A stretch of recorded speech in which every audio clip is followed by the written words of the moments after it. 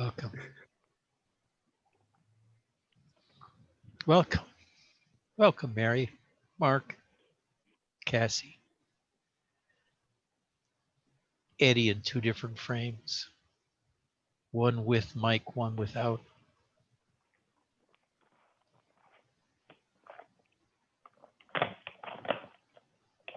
Michael, Spencer. Welcome.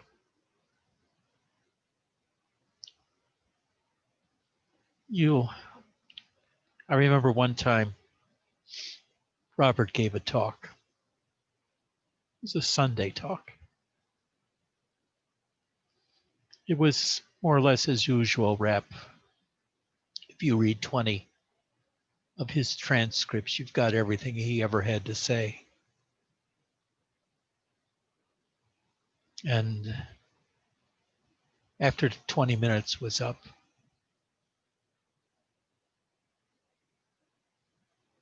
he said to everybody, "How did you like that?" I think he said that exactly. "How did you like that?" And everybody knew it was his talk. And he said, "I made it all up. Made everything up. This is why you shouldn't read Robert if you expect to get enlightenment from Robert." Robert's philosophy, to say the least, was dim-witted. It followed from Ramana's dim-witted comprehension of his own experience, which he put into way too many words.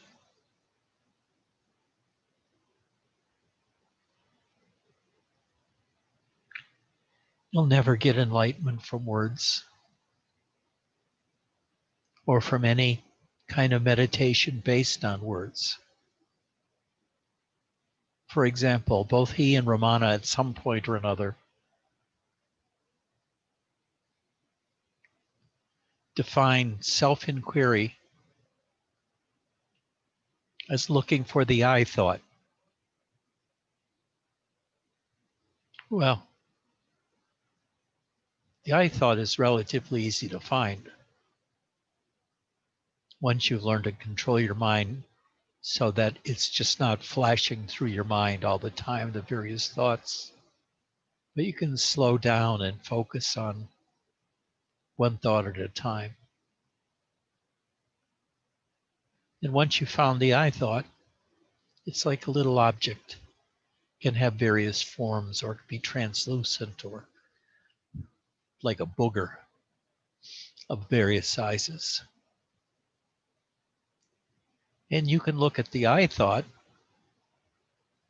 for many years and get absolutely nothing out of it.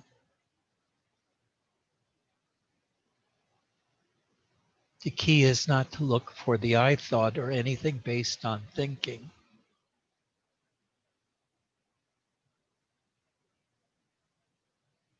But look for that which the I points to, the I thought points to.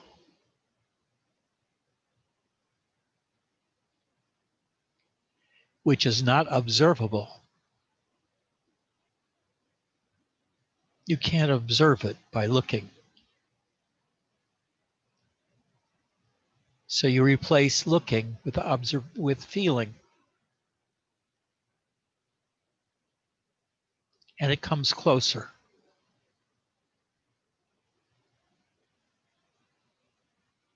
But really, the sense of beingness is mostly a sense of feeling, although there might be light associated with it, or kind of happiness, or joy. But those are feelings, except for light, which is a visual phenomena.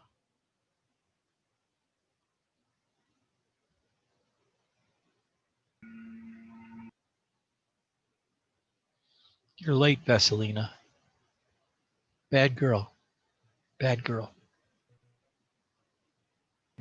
I know, I'm sorry. That's all I right. thought I thought it was Friday or Saturday.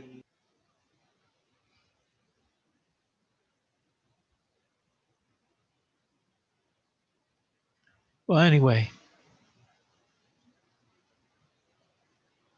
get rid of all books, including mine. Anything I have said in the past, I've changed my mind several times since. Nisargadatta changed too. His later books, the ones by Gene Dunn and William Powell, or is it Robert Powell? I don't remember which, are far, far different from the original I Am That, which was only done a dozen years before the later books. And the book he wrote in the 60s was entirely different. It was incredibly devotional and bhaktic, love-oriented, worship-oriented. So that means that anything you believe from something other people tell you, whether it's Krishnamurti or Muktananda or Ed Musica, is bullshit. Really, literally. It's just entertaining words. You like reading it because, well, I don't know why you keep doing it. I don't know why I did it. I just felt driven to read shit or to listen to talks. But I thought talks were more of a waste of time because I could read more words faster than I could listen to talks. So I must have read 1 billion books or more. Now I can't read a book for my life.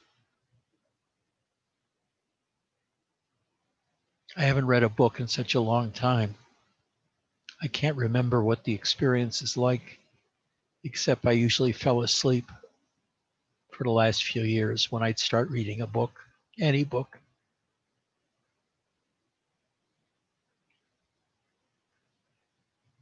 When I read now, or when I've read now,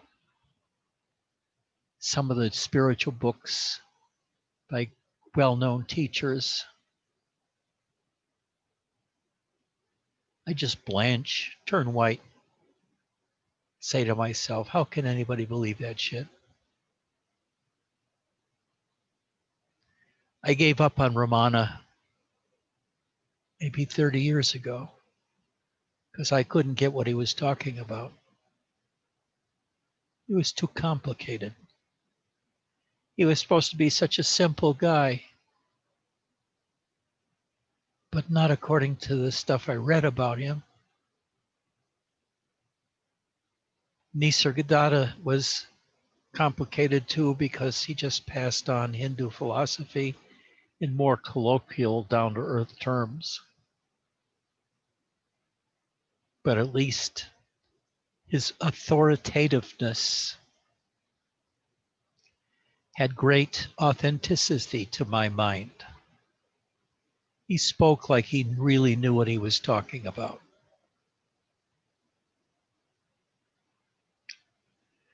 But you can't get your own enlightenment from books or from hearing talks. I can't really describe how you get enlightened. It happens to so many people in so many different ways. Hardly ever does it happen when you're reading a book or in some guru's satsang. They're kind of warm-ups. But what I discovered in my early teacher-student relationships was how I had great reverence for those Zen masters. Listening to them just confused the hell out of me. A waste of time. It was only until I ran into Robert that I found somebody I wanted to stop and stay with for a while.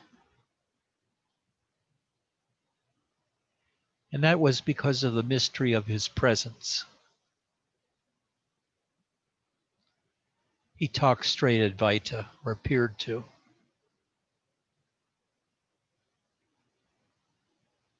But he was the most silent person I ever met.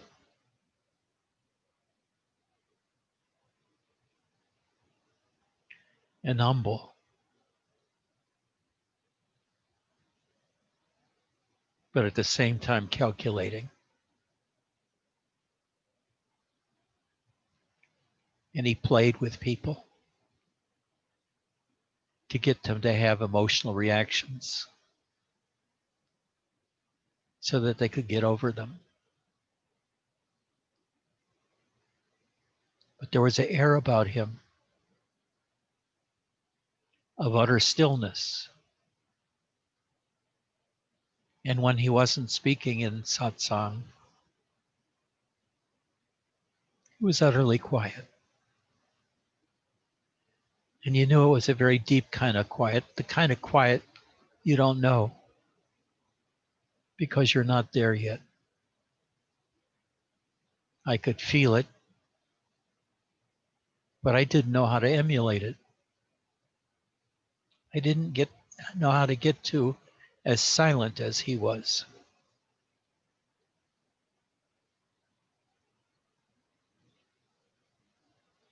But nonetheless, I stayed with him. And I really didn't know what was going on within him.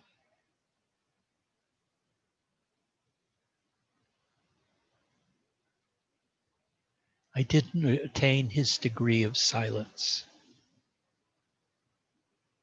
although I had my original awakening with him. It was only until 10 years ago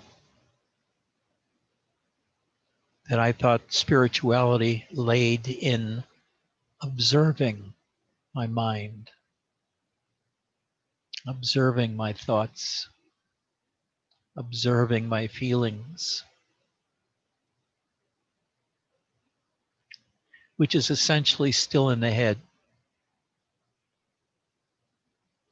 in the brain. You observe and register, observe and register, and maybe you verbalize what you observed. And that's what most spiritual books are about, are observations of very visual types of experience, Muktananda's kinds of experiences.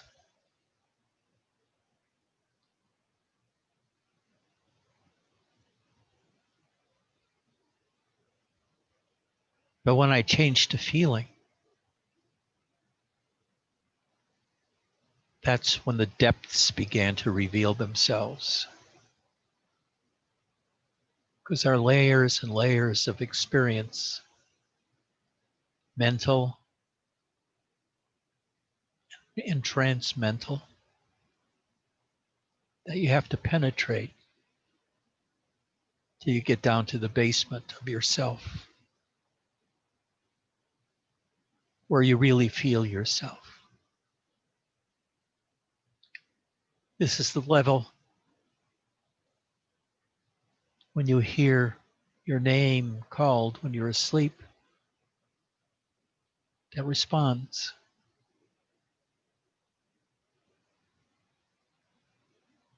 Somebody calls your name from out of an audience and it grabs your attention. That's you it grabs.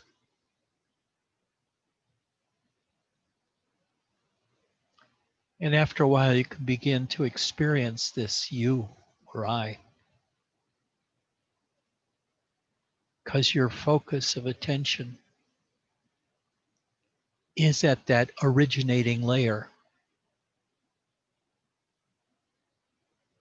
where things are originally experienced or heard. Sound also is a way to get away from observation. You can listen to mantras, or you can sink into the mantras, into the hearing. One is observing, the other is marrying the sound, drinking so deeply of it that you become it.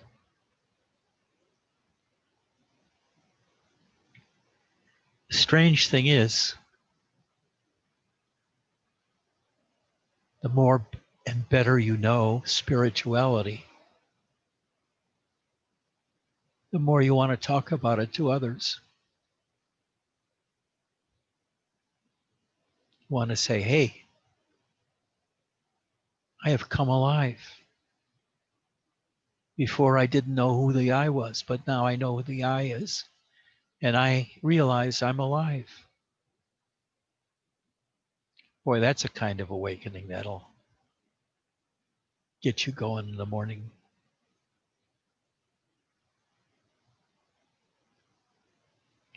And after you've said that for a number of times, and you mean it, you begin to feel in the silence and the emptiness within the life force. And about that same period of time, you can begin to grasp the entirety of consciousness all at once, the entire field of consciousness within which all of your experience lies, including your experience of the world and your experience of your body and your experience of the life force within, as well as various energy envelopes around you and feelings into the environment.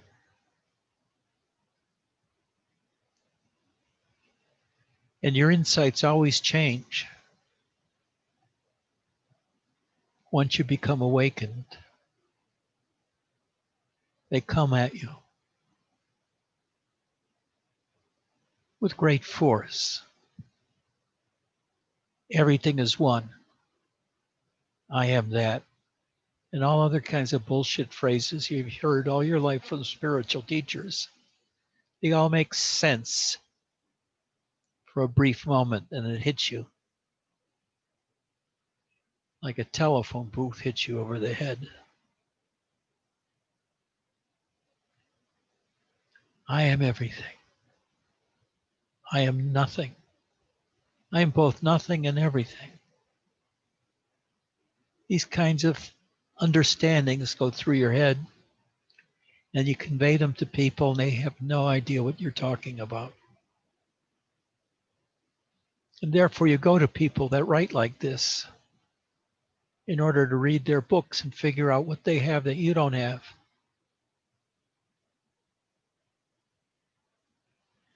But these things pass. The understanding passes. It changes because you're changing. What you focus on changes. Therefore, what you call truth changes. One day you're into seeing change as everything. Change, change, change. And the next day, everything is one. So in essence, there's no change. Everything's the same.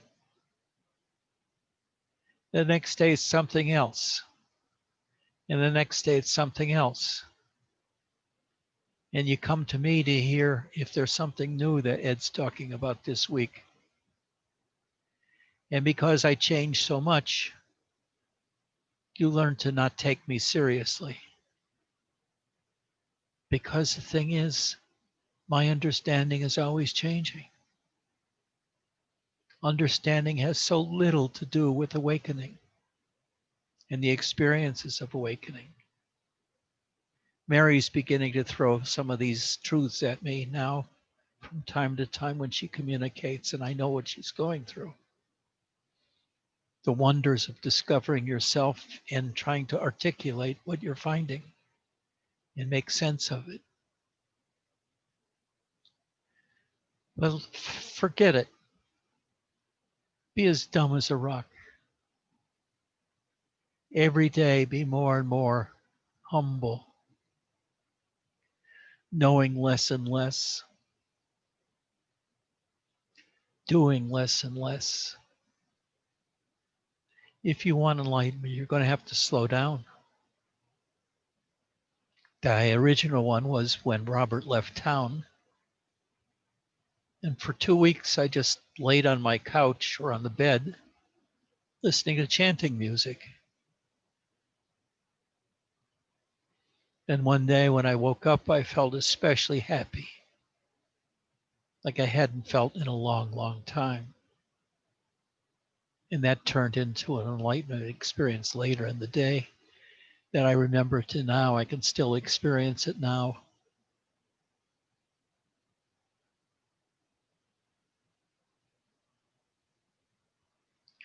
And all of the different ideas that came afterwards about what my experience meant. Now I hardly pay any attention to what my experiences are because I know they'll change. But I know overall, the experiences I'm having now make me so much happier than I was 20 years ago when I was still searching, searching, searching. Really, a life of searching is a life of unhappiness.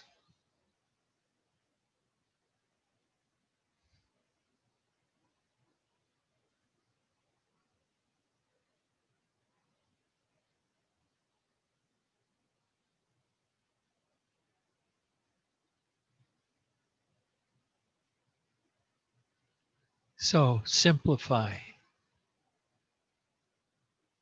become stupider, decrease what you do every day, withdraw from the world. And you'll find that what's inside of you slowly grows more and more important compared to your external life. And after a while, you become a true explorer of yourself, not with ideas about who you are or what you are, but by direct experiences within of the various elements and experiences you run into inside, like the full day of really, really subtle bliss I had a few days ago because I was so relaxed. Just being alive was true happiness. Just feeling the life force directly was true happiness because I wasn't able to feel it that much before. I just knew it was there. And it's confusable with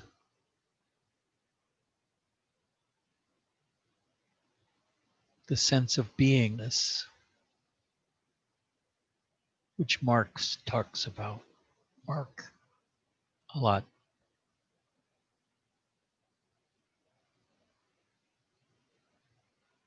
It's a feeling within beingness. It's something that beingness feels, the life force.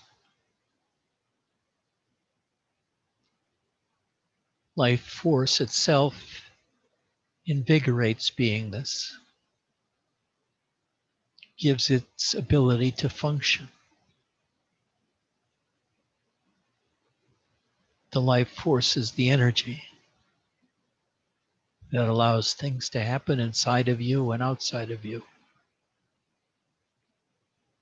I don't know whether the life force is what Robert talked about as the energy that, or the force that knows the way. I have no idea what that means.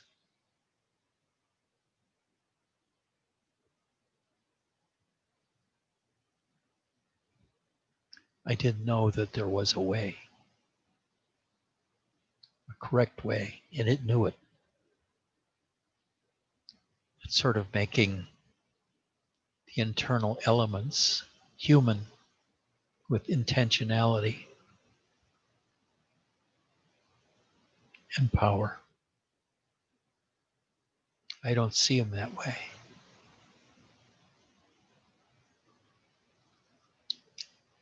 But feeling my beingness and feeling the life force, what a trip. What a trip to be caught all day long in awe of your own life force.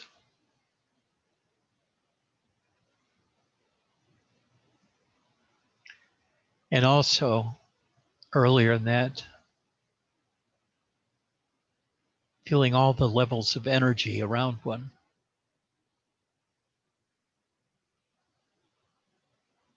One's sense of presence, the feeling like there's a separate body inside and around yours, made up of energy, like capacitance, or some other term for potential energy. And to wear it like a suit, this energy body. It's deeper than the physical body because you can feel it inside of you. But it's not as deep as the life force, which runs the show. And consciousness grabs onto the whole thing. Therefore, consciousness has as many levels as you're conscious of. And if I am conscious of something, you can be conscious of something because I'm nobody special. You don't have to be a special person to get enlightened or to find deeper levels of yourself. You only have to be persistent and try to feel instead of think or observe or listen. One of the best spiritual practices is listening to music. And I don't mean any kind of music. I mean repetitive mantra or chanting. I like Gregorian chants, but they don't do anything for me. And some people, Indian chants don't do anything for them, but Gregorian chants might. I know lots of people just hate the chanting. We do. And it was that way when I was with Robert. Some people like the chanting. Some people like this talking. Some people like the quiet meditation. Other people like the treats afterwards. I was one of those. I like the chocolates that were handed out.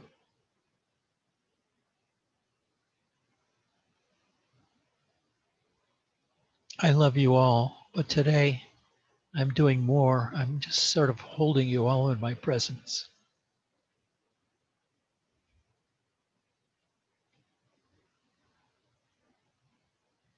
And I know you can feel that with me. Feel my feeling presence and how it's trying to commune with you,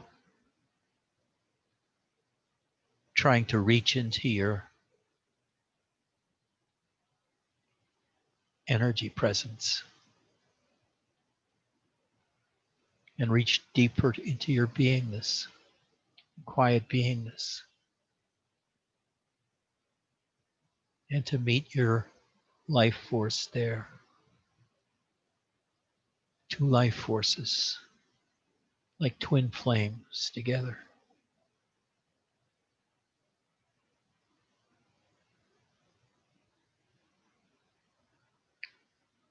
That's what a teacher-student relationship should be. Is two life forces in communion, silent communion, feeling the life force in another.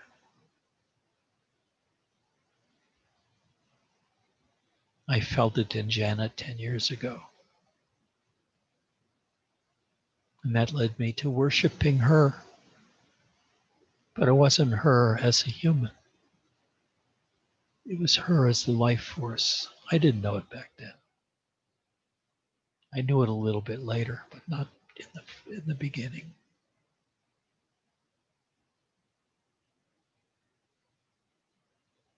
See, all love really is loving the life force.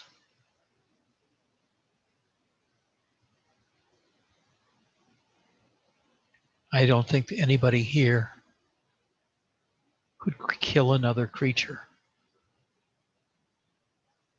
Maybe a bug or two, but no mammal. Because you respect life. You honor life. You love life. And someday, when you contact the life force within you, you'll know why. Because that life force loves all of life's forces. Every one of them. From an ant to an elephant to a whale to a monkey to a squirrel. We just delight in watching them. It's like watching little kittens playing all the time. You can just marvel at their energy and their ability to entertain themselves with nothing but their own life force to play with. We had 3 cat brothers that came in as maybe 6 or 7-week-old kittens. All 3 could fit in my hand. And they would play with each other endlessly on the top platform of a cat tree I had in my office. They would just play with each other, and they ignored Karima and me. They had each other. Gradually, after years, they began separating. One was Charlie, who died about 10 years ago in Northridge. And then Max, he just died a month ago. Here, we have one left, Freddie, who's not here right now. I can't show him to you. But I love the life force in every one of them, but most in Maxie. Now Kali appears to be dying. It's a long story. She was ill for about 3 weeks with sneezing and congestion. She stopped eating. We couldn't get her back to her vets that found the cancer in her and who operated on her because it's very hard to get an appointment with them. I couldn't get one till January, so we took her to another doctor. And I asked her to palpate her carefully if she found any of the cancer returned. And she said her liver appeared enlarged. So then she took full body x-rays. and said the liver looks abnormal and her liver blood values were way off and elevated.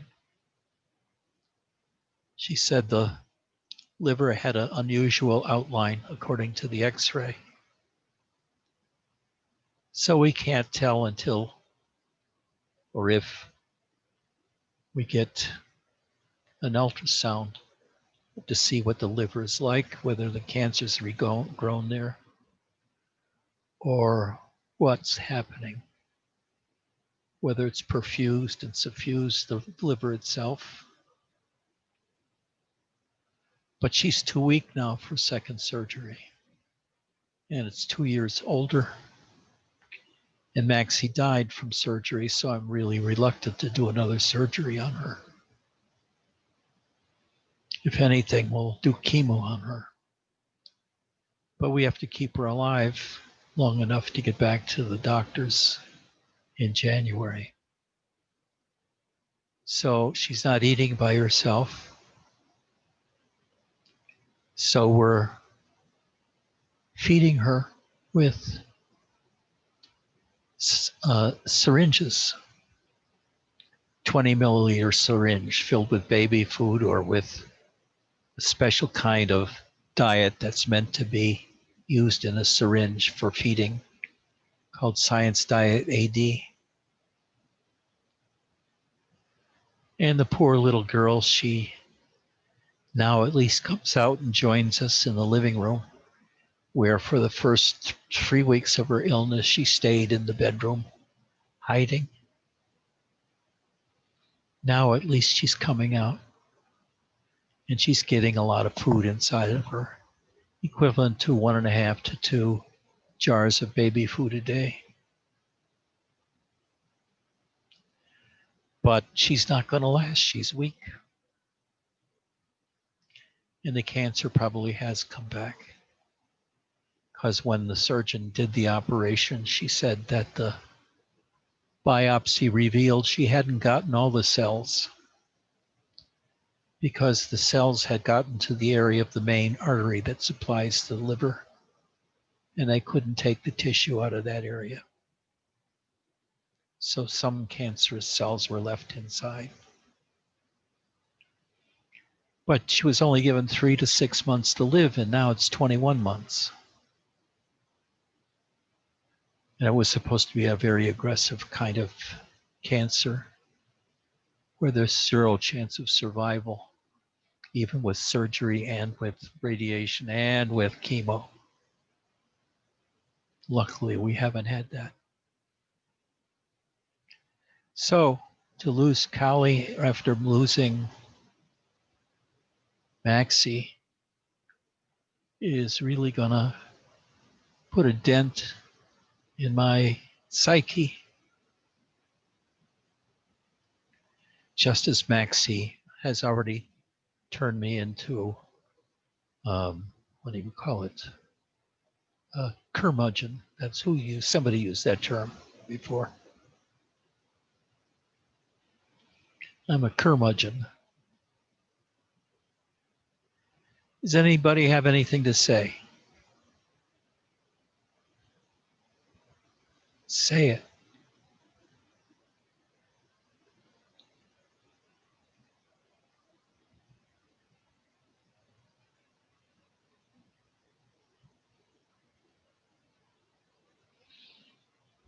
Mary, say something.